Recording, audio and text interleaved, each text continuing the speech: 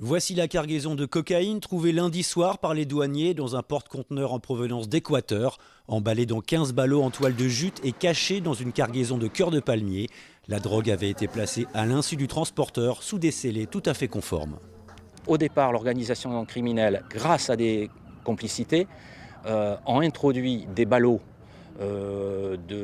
remplis de cocaïne. Derrière, vous avez des scellés qui étaient très propres, pour lesquels il aurait été difficile de découvrir un vrai scellé, d'un faux scellé, etc. Donc ça veut dire des organisations qui ont de gros moyens et qui font des fraudes très sophistiquées. Le ministre de l'Action et des Comptes publics a fait le déplacement pour féliciter les douaniers du Havre. Il s'agit de la plus grande quantité de drogue jamais trouvée par leur service, valeur marchande 74 millions d'euros.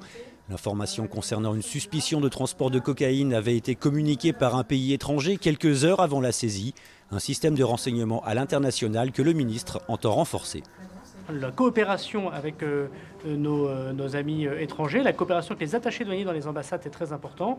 Je me rends d'ailleurs ce week-end au Panama pour des questions fiscales, mais aussi pour discuter avec les attachés douaniers d'Amérique du Sud pour lutter, pour essayer d'améliorer encore la lutte contre l'importation de trafic et notamment de trafic de cocaïne. L'enquête est en cours pour déterminer qui était supposé récupérer la marchandise et avec quelle complicité.